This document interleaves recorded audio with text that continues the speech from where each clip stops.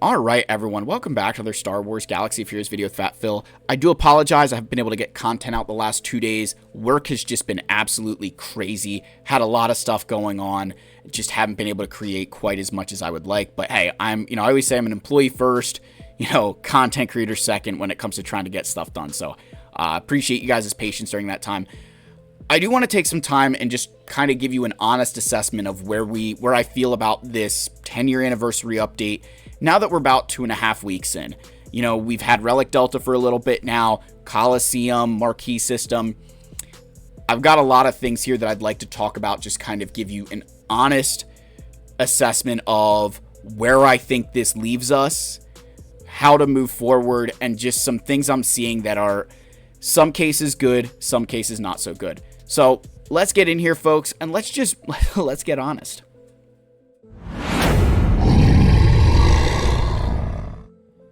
All right, so I want to start just with the Marquee system. Hasn't really changed a lot.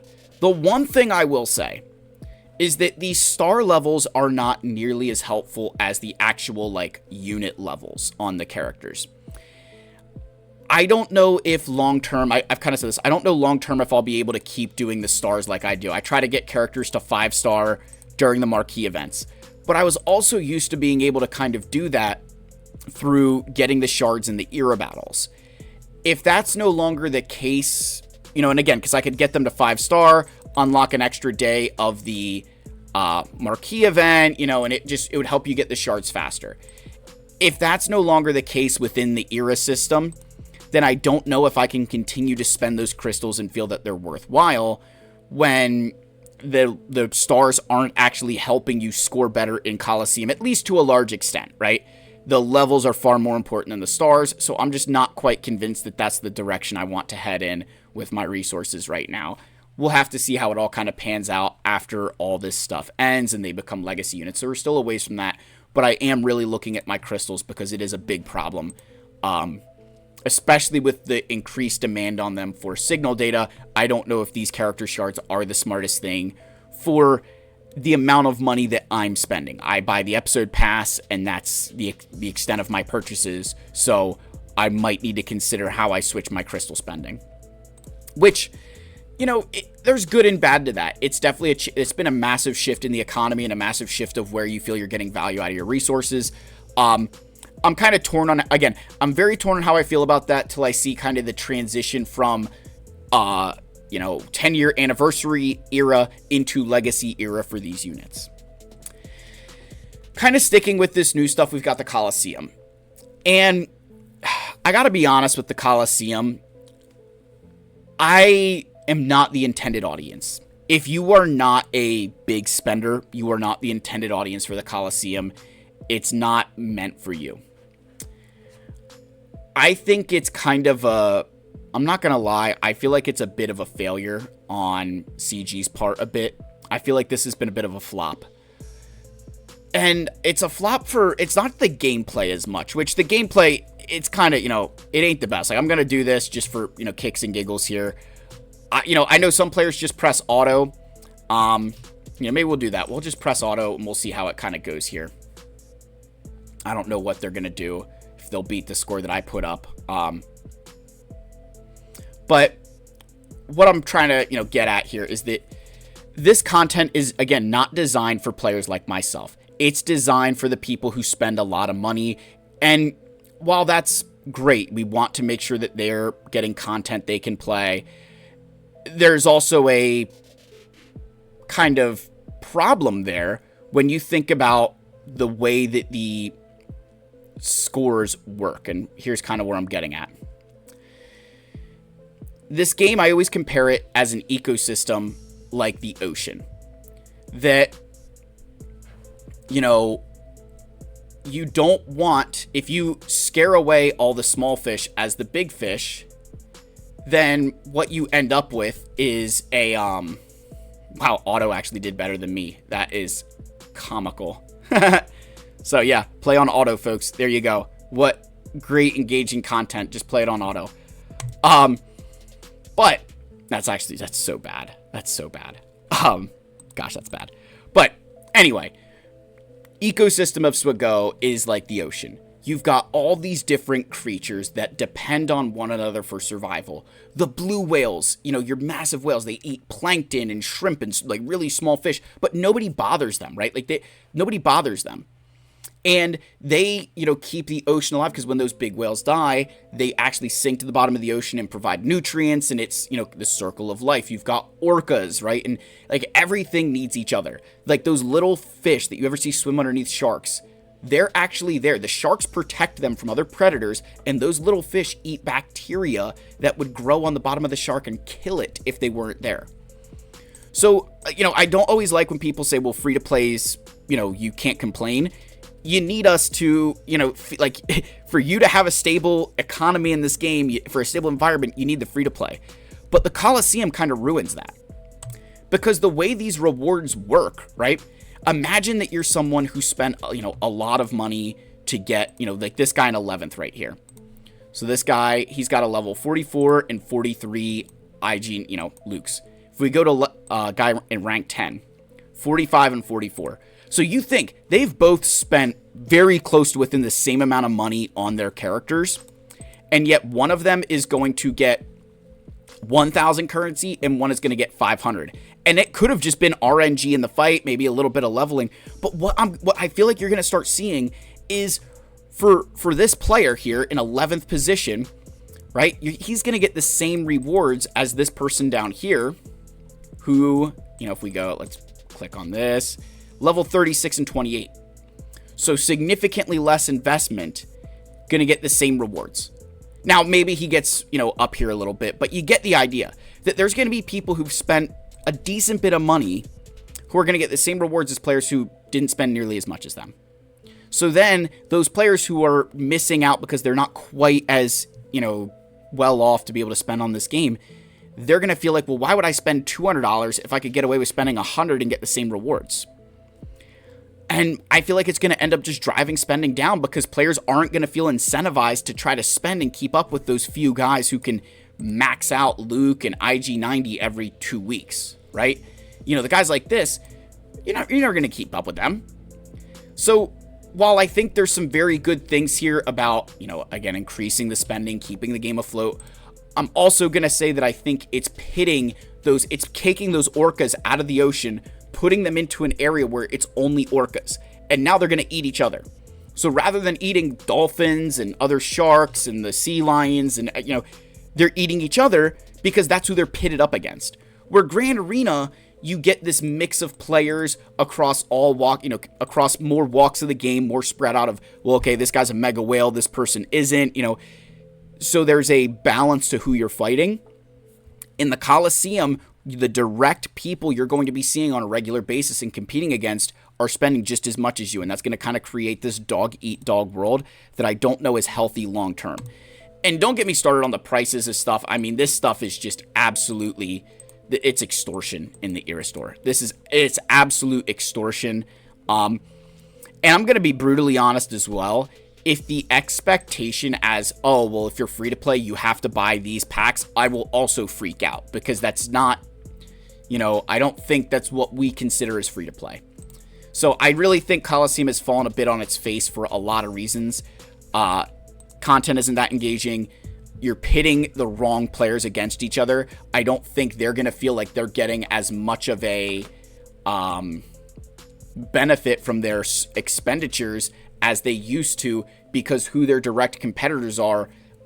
It's like, think about sports, right? You don't get the Super Bowl every week. You don't get the college football playoff every week or the Champions League or the World Cup. When they come around, they're special. They're cool. You're ready for it. But if you did that every week, one, it loses its value, but also like your team's going to get tired. Every week is a massive dogfight. You're going to get burnt out fast and players are going to be like, I can't do this, So I think that's kind of unfortunately where I see Coliseum heading without some change. And by the way, the rank rewards being this way, I definitely think needs an adjustment. They made a massive shift in this game with the raids where they said, hey, if you hit this milestone, if you do these things, this is the rewards you're going to get. They took a lot of the RNG away from those raid rewards because back in the day, if I scored 24th place here, right, compared to, Lysa, who scored 15,000 less points than me, I would be getting potentially better rewards than Lysa, which is insane for 15,000 points, right? But that was the way this would work, or people who scored the same amount, right? These four guys here with 18 million points, first place would get the best rewards, and then like it would be random. That's kind of what's happening with the Coliseum a bit, where like it's a bit of RNG, and did you get a dodge? Did this happen? Did that happen? Did this happen? Did that happen? So I think something needs to get tweaked there a bit with like, depending on the amount of score you do, that should dictate your rewards rather than necessarily, you know, your placing within the leaderboard. And that way we remove some of the RNG away from those fights. So yeah, that's kind of my thoughts on that one. Relic 10. Now I think Relic 10, I think overall I was wrong. I gotta say I was wrong on this one. I thought they were going to release Relic Delta, let Relic Delta kind of run a bit, and then get Relic 10 into the game. They released them at the same time because I thought Relic 10 was going to be worth it without Delta. It's not. You kind of need Delta to make Relic 10 worth it. So that changes a lot of how you want to invest it. And I'm going to say I've seen a lot of players who've done it on their Darth Revan. He's the most popular non-galactic legend, Relic 10. I can tell you there's guys in my Fleet Arena who have that Relic 10. It does not make a difference in either fight. And I know Vexatron made videos about this. Look, yeah, this guy, okay, he doesn't even have it. This top guy here, Mara Jade. And I know he climbed on this guy for first place who does have the Relic 10. So there's kind of two reasons why that's a problem. So number one, again, the AI does not follow the right reinforcement order. It's not going to bring out Scimitar first. It's going to bring out somebody else. So the only way that you can ensure that your ultimate is going to go first, again, that Relic 10 Leviathan, for those of you that don't know, if you only bring out Scimitar, you will hit ultimate before the enemy. It's just fast enough that you'll ult first. Now that's great for offense, but on defense, it doesn't matter, because what the enemy Leviathan is going to do, right, is like your Leviathan, okay, you brought this out. Well, when I'm on offense, it makes no difference to me. I'm going to bring out my Scimitar, I'm going to bring out my Mark 6, and then I'm going to make it, I'm going to delete your Bomber, and now I'm facing TIE Dagger, Fury Class Interceptor, and Scimitar against a Bomber, Dagger, Mark 6, and Fury. So it's a 4-on-3, even if you have my capital ship, it doesn't stop you from winning the fight. So it has no measure of bearing in Fleet Arena. The only place it's really going to be helpful is Grand Arena at stripping banners. And for most of you, that's not enough of a reason, because you're losing banners in other places anyways. So I just don't think that's a smart enough reason to be investing in Relic 10 on Darth Revan. It's very, very reminiscent to me of the players who were going and Relic 9ing Sith Assassin to kind of win that mirror. Because number one, if somebody else has a Relic 10 Darth Revan, then you're just back to the coin flip. So it's just not enough of an advantage, in my opinion, that it feels worth it. I feel it's a lot smarter invested in other characters in your account, whether it's GLs, non-GLs, and I can see the value in both ways. I think GLs can be extremely intelligent for, I'd say especially for ones like Ahsoka, Leia, Rey, even to an extent like Kylo and Lord Vader, Han, you know, you could make an argument for a lot of them, but I think especially Ahsoka, Leia, Rey, Lord Vader, Hondo, and Slicker. Those GLs where they're kind of the last character that you have to kill on their team. You're not normally trying to, you know, Leia maybe not so much, but like you're trying to kill those characters last. Like you're going to kind of kill the team and then they're the last one left. Having that Relic 10 could be a big help there. But I can also say, going up against my opponent in this round, who's got a extremely large roster. If you go by Relic Amplifier level, he has 3 Relic 10s on Drogon, Darth Bane, and Ezra. I also think those are all very good Relic 10s. You've got Ezra, which is going to potentially stop, you know, getting one-shotted by lower Relic Drogons. And then you've got his own Drogon to kind of counteract that idea. And then on Darth Bane, again, he's a great non-galactic legend. Mitigate any chance of a negative delta on his end, which could also be really, really good long-term. So I can also see where this makes a lot of sense, because you're like, all right, for the way I'm using these characters, their GLs are important, But if I can ensure that my Drogon is deleting people all the time, or I can ensure that my Ezra's hanging around longer, I'm not as worried about the relics on my Ahsoka. And then Darth Bane, I mean, duh. So I think you could go either way, and you're not necessarily wrong. You just have to understand how you're planning to utilize those Relic 10s and be okay with it. But I can tell you on Darth Revan, not so much. So finally, that brings us to the Relic Delta. And I gotta be honest, I think Relic Delta is... I think it's eventually going to fail. And I think it's going to fail for 3 reasons. I think, number 1, it's going to fail because it's going to eventually just kind of be a runaway train. You know, you've got these players like him. He's got 3 Relic 10s already. I've not equipped the one that I have, but I'm a long way from getting a second. And these guys are going to get all these Relic 10s, and they're going to get the Relic 11s. And then it's just going to become a runaway train to where it'll become unplayable. Because those top-end players are going to have such expansive rosters, it just won't matter. You know, we saw it a lot in the territory war that we played the last time. I've seen it a couple times in GACs already, where if your opponent just is missing a few key relics, that fight is over, it's done, and there's nothing they can do, and that's a shame. And Relic Delta kind of walks back one of the major updates they did this year, where you could take characters to relics before they were 7 stars, talking about, well, we want to make them usable, that way you have incentive to work on them. There's no reason to do that because you can't bring them to high enough relics. You know, like your max relic on these characters is like Relic 5, so you think you go up against a Relic 7 or Relic 8 character, you're going to get slaughtered. So I do think it's kind of one of these things where, as awesome as that upgrade, you know, that update sounded at the time, now it's kind of like a 2 steps forward, 3 steps back, where we're almost worse off because they're even less useless than they were before, you know? I don't know, maybe I'm wrong on that, but I feel like Delta is kind of walking that update back and being like, we don't really like that. And it's kind of devastating because there's a lot of players who were really benefiting from being able to take those characters to relics before that, and now they're going to be dealing such less damage or taking significantly less that it just doesn't feel like it's doing enough. And this is kind of my final thought with the Delta situation is, I said this a lot when they first released it. The fact it's both a reduction to your offense and an increase to the opponent or vice versa, right? It goes both ways. Like, it's not like it's just a reduction of damage that, hey, you have a -2 Delta at disadvantage, you're going to deal 10% less damage to your opponent. They're also dealing 10% more damage to you. So it's like it's that double negative for you. And I think that's the biggest problem with it, is there's certain fights now that it's that much more challenging because it's happening on both sides of the ball. And that's, again, I understand that they want players who've invested relics to have the advantage, but like, I felt like it's already there, and I think it happening on both sides is just a bit too much, and maybe you just need to reduce the numbers now. They've been in the game for a bit.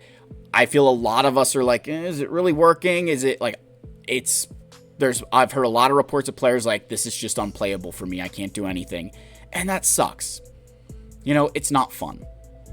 So I'm not satisfied overall with this update, which is a shame. And I want to give it time. I want to make sure, like, I'm not going anywhere. But like, this, as much hype as was around this update, it really has, I think, flopped. And that's, we're 2.5 weeks into it now, where like, I feel like I can make that assessment and say like, it just has not generated enough interest for me. And I don't know what the next steps are. I don't know, like, the cat's out of the bag, right? We've opened Pandora's box. It's kind of like what happened with Datacrons. They made some changes to make Datacrons maybe a little bit more bearable, but they're still here and they're still brutal to deal with. So it's kind of the same thing with Delta and this Coliseum stuff. Like, maybe there's some minor tweaks, but like, cat's out of the bag, kind of here to stay at this point. I'd be shocked if any of it actually makes its way out of the game. And that's awful to say, because like, you want this content to be exciting, you want it to be fun, and I feel like they've just kind of stripped a lot of it out. I want to know what you guys think. How have you felt about this update? I try to be more uplifting on this channel, and right now I just can't be it in relation to this. We're going to talk about some things of how you can be mitigating Delta. We'll talk about just some other topics. We'll get back to our regularly scheduled content as much as we can. But appreciate you guys. Love you all. May the force be with you. And I'll see you in the next one. Cheers, my friends.